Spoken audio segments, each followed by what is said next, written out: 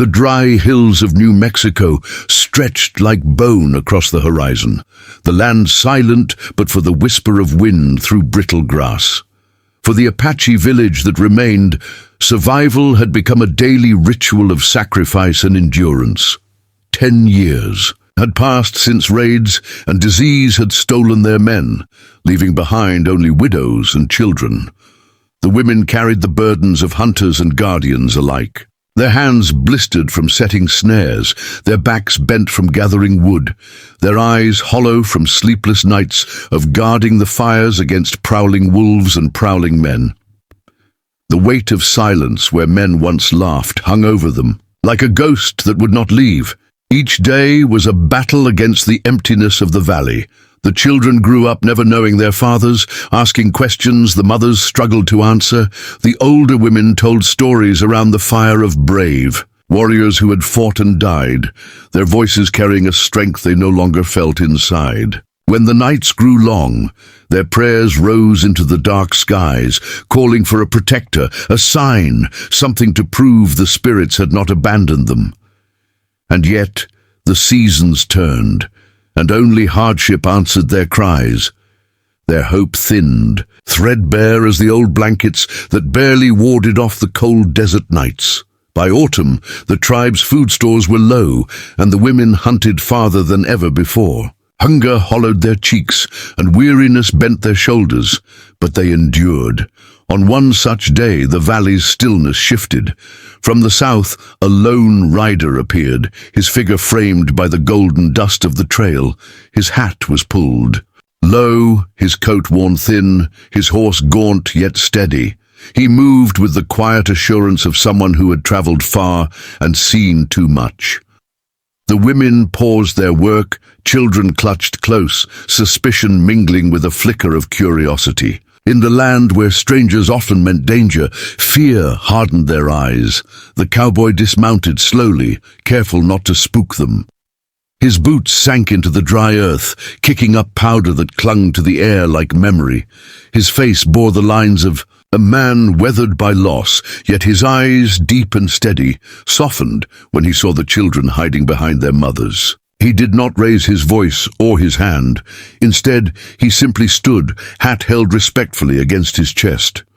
He seemed less a threat and more a shadow from another life, someone caught between moving on and being drawn into the lives of others. The women watched him with guarded silence.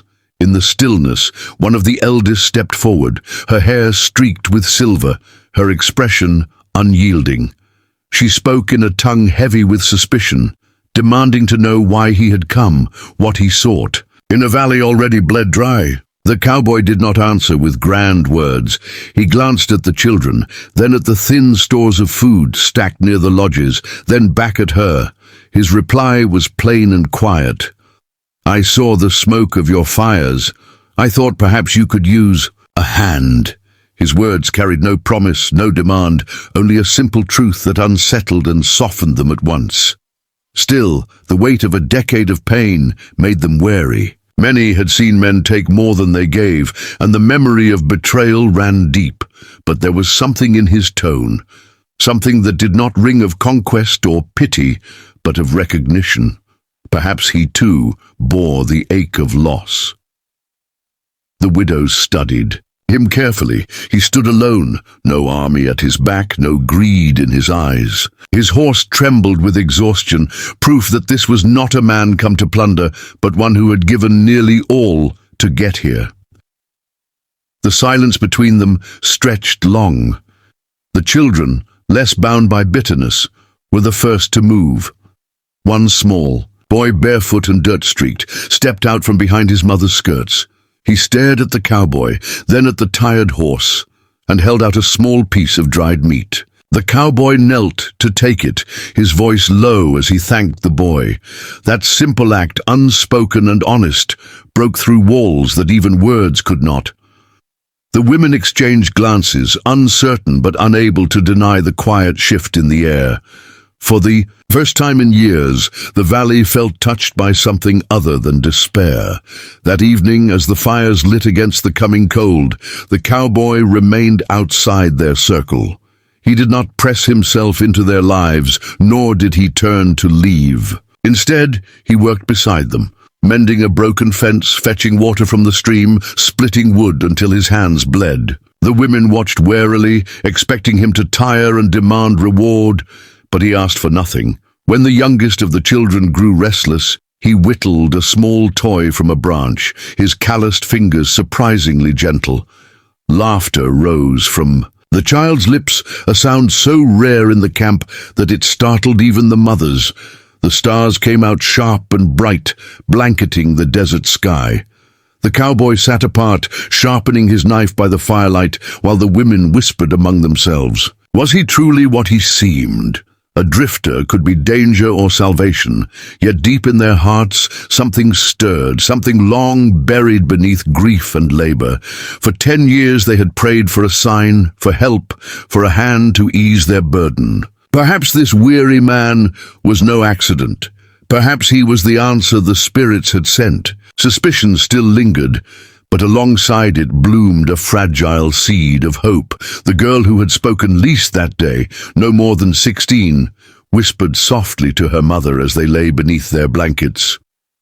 "He does not look at us as others do, not as prey, not as ghosts. He looks as if he knows the emptiness we carry." The mother held her daughter close, remembering the sound of laughter, the steadiness of the cowboy's hand as he worked. Her heart remained cautious, yet in her bones she felt a truth she could not deny. For the first time in a decade, they were not entirely alone in the valley. By dawn, the air held a quiet expectancy. The cowboy rose with the women, helping gather water and firewood without needing to be asked. He moved with the rhythm of one who belonged, though he had no claim. The children followed him, curious, their laughter spilling into the morning light. As the women watched, their fear slowly gave way to something long forgotten. Against the hard, unyielding land where loss had lived too long, hope stirred. And in that fragile stirring, the seeds of a new beginning took root. The cowboy's name was Thomas, and though he had the look of a drifter, his presence settled into the Apache village like a root-seeking soil. From the first day, he worked without complaint. He rose at dawn with the women, shoulders strong against the burden of carrying water, hands steady as he mended roofs and patched worn leather. Where the fences sagged, he cut cedar posts and drove them deep.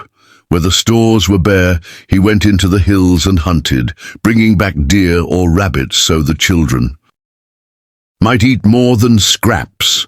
His quiet service spoke louder than any promise. The women, who had braced themselves for betrayal, began to see that this man was different. Still, trust was not given easily. A decade of pain had carved caution into their bones.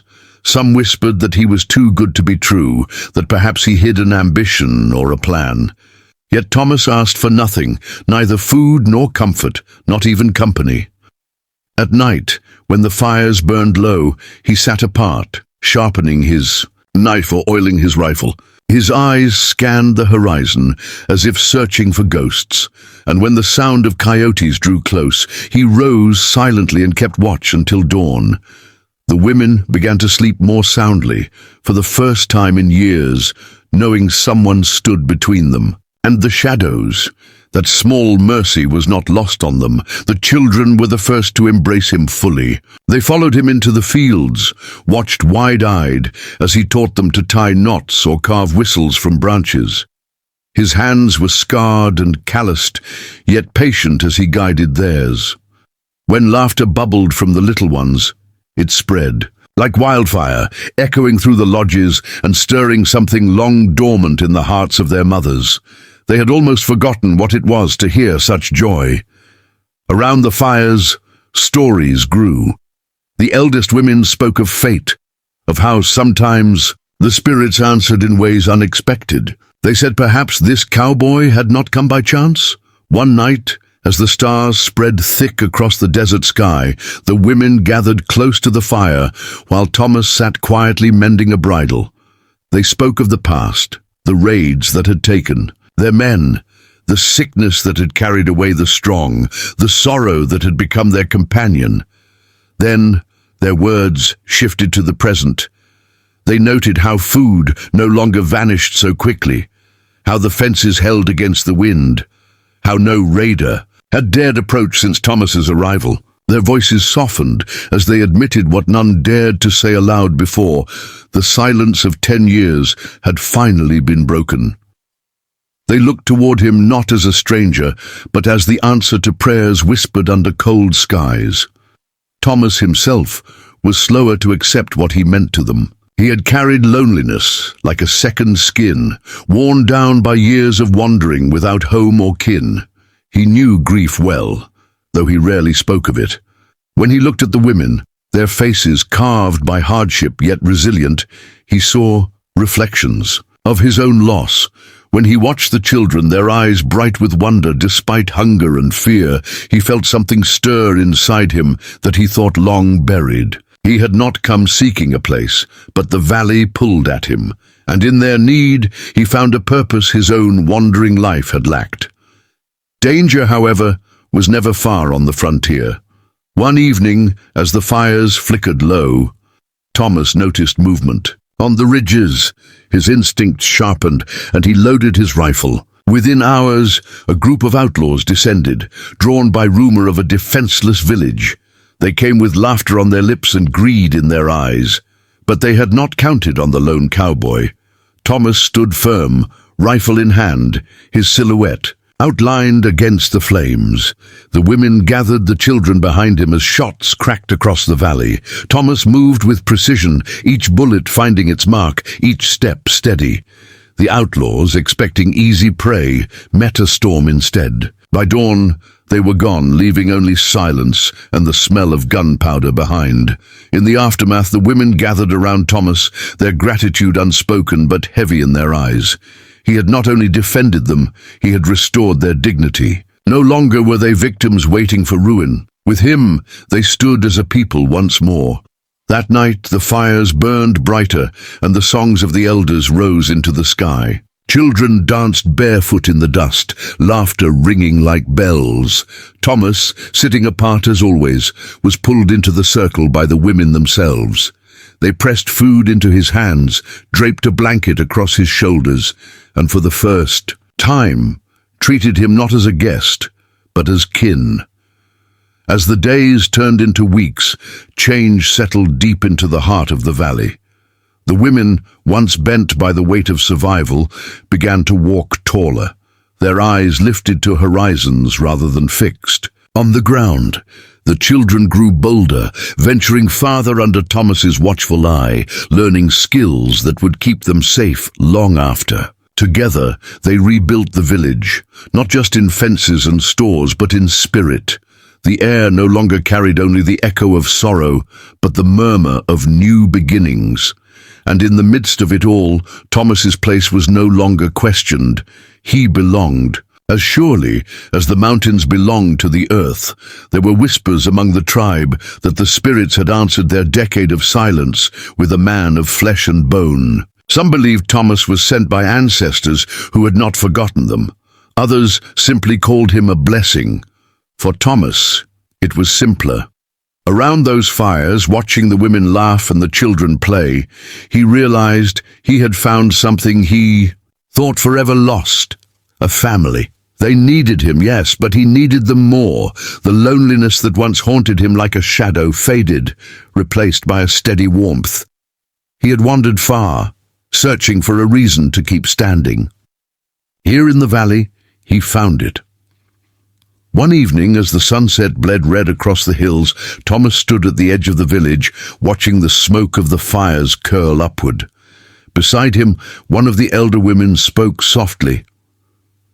"For 10 years, we have waited," she said. "We thought no one would come, but the Spirit sent you. You are not only a protector, you are part of us now."